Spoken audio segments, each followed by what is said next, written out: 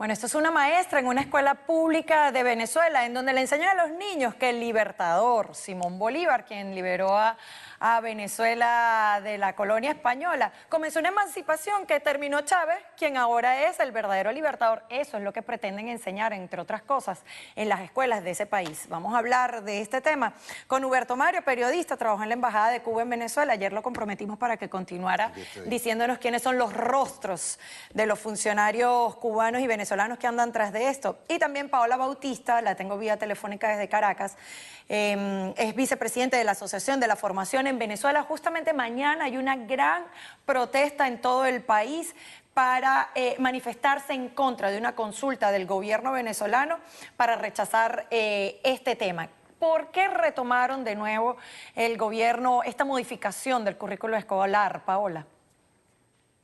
Mira, gracias por el contacto. Yo creo que el gobierno nacional retoma este tema porque corresponde directamente a su naturaleza, que es lo que la Conferencia Episcopal Venezolana denomina de corte totalitaria.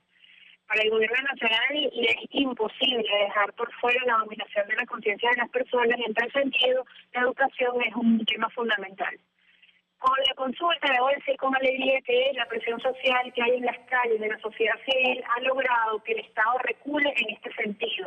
Sin embargo, nos preocupa profundamente la distribución de libros que fomentan, como lo dijimos en la introducción de este contexto, el culto a la personalidad, la reescritura de la historia y la dirección del pueblo. Por eso el día de mañana está esta marcha convocada en donde la sociedad civil venezolana dará un testimonio de resistencia a estos afanes del régimen. Justamente, Ubaldo, tú ayer nos decías que esos libros venían de Cuba, los que se están repartiendo en las escuelas. Estos libros comenzaron a editarse en Cuba en el mismísimo año 2002 y ya también a finales a principios del 2003, cuando en julio comienza la misión Yo Sí Puedo, la misión Robinson, primera y segunda parte. Mira, yo viví ya en la última etapa de mi misión en Venezuela, en los cerros de Caracas, en Caricuao, frente a la estación del metro. Una zona marginal. En casa de la profesora Omaira Hernández, que era, nada más y nada menos, era la coordinadora de Yo Sí Puedo en ese momento en Caricuao. Y yo me puse a revisar los primeros panfletos que llegaron, que todavía no estaba la bibliografía editada, y las primeras clases a los analfabetos tenía que ver con el nombre de Bolívar, con el nombre de Martí, con el nombre de Fidel, con el nombre de Chávez. Y había una historia, una biografía muy corta de cada uno de ellos. Entonces, las culpas de Martí cuando Fidel asaltó el Moncada y las culpas a Bolívar de lo que estaba haciendo Chávez, para decirte de alguna manera lo que estaba pasando, además de enseñarle las vocales y tal. Pero en la medida que fueron pasando los días, que nosotros nos metíamos ya con los médicos dentro de los cerros y veíamos cómo funcionaba, cómo daba sus primeros pasos la campaña de alfabetización, nosotros nos dimos cuenta enseguida que eso era años 60, 61 en Cuba, cuando la campaña de alfabetización, cuando los Conrado Benítez, los Manuel Ascunce, es decir, era agrupar, tratar de dar una cifra a la UNESCO, tratar de darle una cifra al mundo de que habían alfabetizado a todo un país,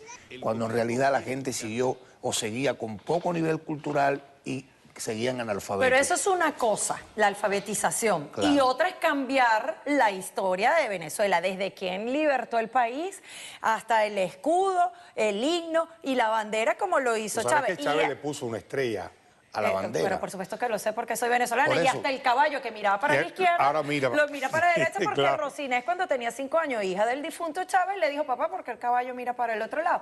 Pero eso es lo menos grave, a decir de lo que dicen los textos. Vamos a escuchar a Antonio Ecarri, quien es presidente de la Fundación Arturo Uslar Prieti, haciendo una denuncia esta semana de lo que pretenden instaurar en Venezuela. Repartir como libro de matemática un panfleto politiquero propagandístico. Y se los voy a leer de manera expresa. Mi abuela Lola asistió al CDI de Chuao y luego de ser atendida, el médico tratante le dio gratuitamente 3 tipos de pastillas que debe tomar. La pastilla roja cada 12 horas, la pastilla amarilla cada 8 y la pastilla blanca cada 6. Si empieza a tomarse las 3 pastillas hoy a las 12 del mediodía, ¿cuándo volverá a tomarse las pastillas juntas otra vez? ¿Ustedes creen que esto es un problema de matemáticas para un niño de 6º grado? ¿O es una propaganda política? Esto no es otra cosa esto no es otra cosa que amar la labor del médico cubano, creer en el médico cubano y creer en las bondades de la revolución y el socialismo que Cuba se lo ha vendido ahora a Venezuela. Mira, Sí, déjame consultarle a Paola, a Huberto un segundo, porque quiero saber cómo van a pretender detener esto cuando el gobierno va con todo y ya inició esta consulta en todos los centros educativos.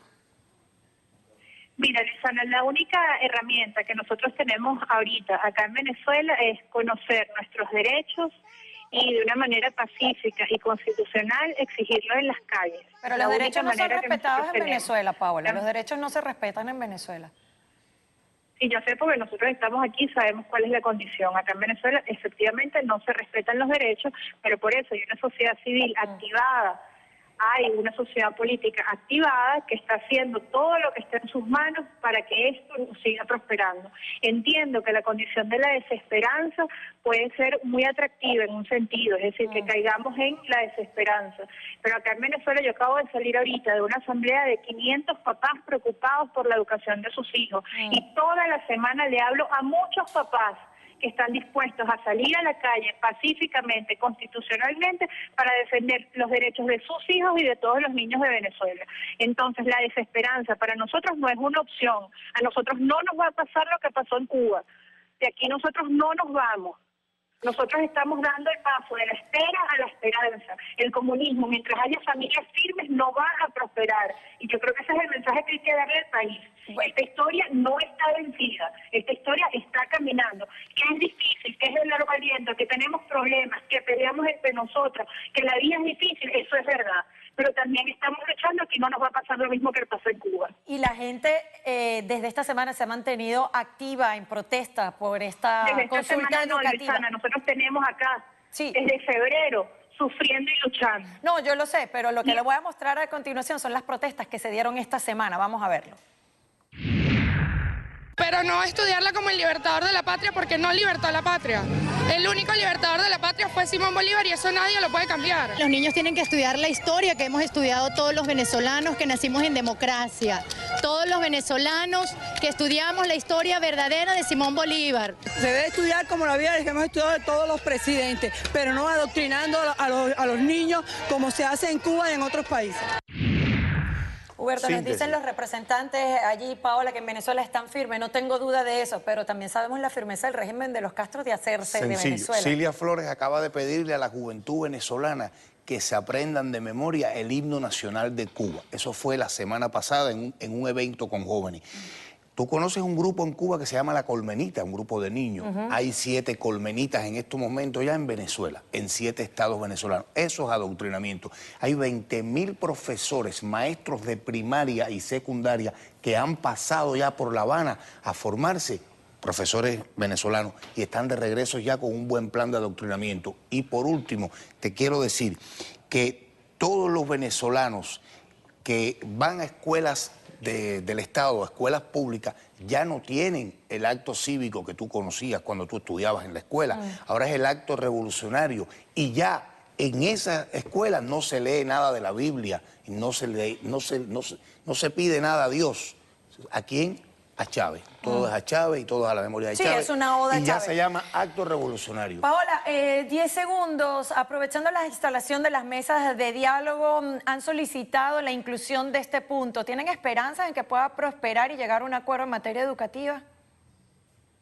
Mira, Lizana, mi esperanza son los papás y las familias venezolanas que estamos utilizando todos los cauces de participación democrática y constitucional que tenemos al alcance para hacer valer nuestros derechos.